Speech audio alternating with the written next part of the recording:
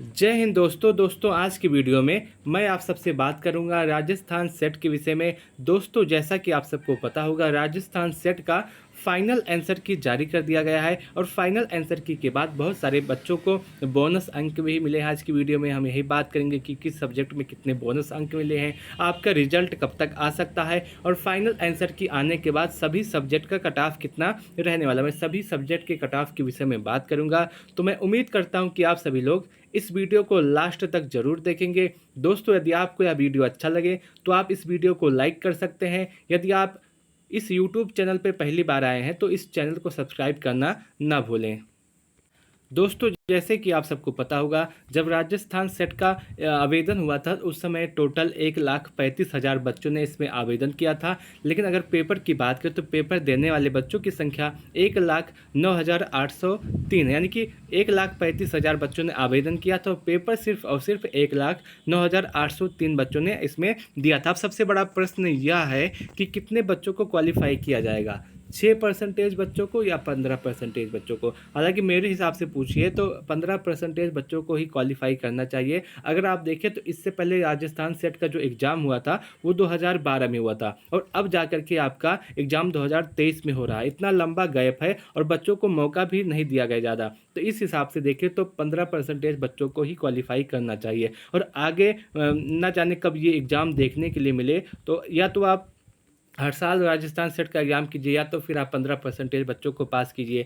और अब आगे एग्ज़ाम पता नहीं कब तक होगा, इसलिए ज़्यादा से ज़्यादा बच्चों को इसमें क्वालिफाई करना चाहिए जिससे ज़्यादा से ज़्यादा बच्चे इसमें पास हो सकें और ज़्यादा से ज़्यादा बच्चे सेट क्वालिफाई हो सके। अगर 6% बच्चों को क्वालिफाई करेंगे तो इनकी संख्या बहुत ही कम हो जाएगी और ज़्यादा बच्चों को इसमें चांस नहीं मिलेगा। इसीलिए 15% बच्चों को ही क्वालिफाई करना चाहिए। आपके हिसाब से क्या लगता है, 6% बच्चों को क्वालिफाई करना चाहिए या 15% बच्चों को? आप कमेंट सेक्शन के माध्यम से आप हमसे बता सकते हैं। हालांकि अगर हम देखें इस समय जो नियम है वो पहले ही बता दिया गया है कि 6% बच्चों को ही क्वालिफाई किया जाएगा, 15% बच्चों को क्वालिफाई नहीं किया जाएगा। तो आयोग ने पहले ही बता दिया कि सिर्फ और सिर्फ 6% बच्चों को क्वालिफाई किया जाएगा। लेकिन यदि आप सभी लोग सहयोग देंगे तो इस पर कुछ कदम उठाए जाएंगे, ट्विटर कैंपेन या और कुछ भी किया जाएगा जिससे 15% बच्चों को क्वालिफाई करें और जिससे हम सबका लाभ हो सके और ज़्यादा से ज़्यादा बच्चे इसमें क्वालिफाई हो सके। अगर आप देखें तो इससे पहले जो आपका एग्ज़ाम हुआ था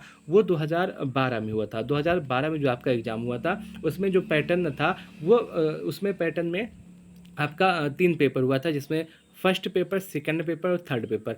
फर्स्ट पेपर जो आपका था ये जनरल का था यानी कि सभी के लिए समान था। लेकिन जो आपका सेकंड और थर्ड जो था ये आपका सब्जेक्टिव था यानी कि जो बच्चा जिस सब्जेक्ट का होगा वो उसी का अपना एग्ज़ाम देगा। जैसे बहुत सारे बच्चे हिंदी से आवेदन किए होंगे, बहुत सारे बच्चे इंग्लिश से, बहुत सारे बच्चे जियोग्राफी से, बहुत सारे बच्चे पॉलिटिकल साइंस से, तो उसी हिसाब से था। और जो आपका टोटल मार्क था वो 350 का था। आपने कहीं कहीं देखा होगा कि बहुत सारे लोग बता रहे हैं कि 450 नंबर का था 2012 वाला एग्ज़ाम, लेकिन ऐसा नहीं है। आपका 2012 वाला जो एग्ज़ाम था वो 350 नंबर का था, 450 नंबर का नहीं था, 350 नंबर का था। वहीं 2023 में जो आपका एग्ज़ाम हुआ है ये आपका सिर्फ और सिर्फ 300 नंबर का है, क्योंकि इसमें पेपर थर्ड को हटा दिया गया है। इसमें सिर्फ और सिर्फ पेपर 1 और पेपर 2 हुआ है। पेपर 1 आपका सभी के लिए था, जनरल था, लेकिन जो आपका पेपर 2 था ये आपका सब्जेक्टिव था यानी कि जो बच्चा जिस सब्जेक्ट से अपना आवेदन किया होगा वो उसी के लिए था। और 2022 में अगर आप 2012 में आप देखें तो 350 नंबर का था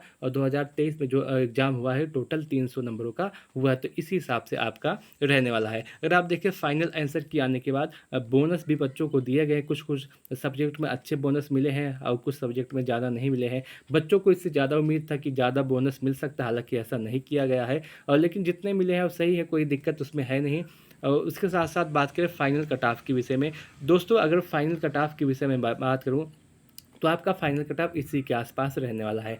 सबसे पहले मैं बात करना चाहता हूँ इतिहास के विषय में, हिस्ट्री के विषय में। यदि आप हिस्ट्री के स्टूडेंट हैं और आपका स्कोर 195 से लेकर के 215 नंबरों के आसपास है तो आपका कैटेगरी कोई भी हो आप इसमें 100% सेफ रहने वाले हैं। हिस्ट्री वाले बच्चों के लिए मैं आपको बता दूं, यदि आपका स्कोर 195 से लेकर के 215 के बीच में है तो आप किसी भी कैटेगरी के हैं आप इसमें पूरी तरह से सेफ रहने वाले हैं। पॉलिटिकल साइंस की मैं बात करूँ, यदि आप पॉलिटिकल साइंस के स्टूडेंट हैं और आपका स्कोर 192 से लेकर के 214 नंबरों के आसपास है, इसके बीच में है, तो आप किसी भी कैटेगरी के हैं, आप सेफ रहने वाले हैं। दोस्तों मैं आपको बता दूं ये मैक्सिमम कट ऑफ है, आपका कट ऑफ इससे ज़्यादा नहीं जाएगा, इसी के आसपास या इससे नीचे ही रह सकता है, इससे ज़्यादा आपका कट ऑफ नहीं जा सकता है। तो मैं आपको फिर से बताना चाहता हूँ, पॉलिटिकल साइंस के यदि आप स्टूडेंट हैं और आपका स्कोर 192 से लेकर के 214 नंबरों के आसपास है, और आप किसी भी कैटेगरी के हों, आप इसमें 100% सेफ रहने वाले हैं। हिंदी की मैं बात करूँ, यदि आपका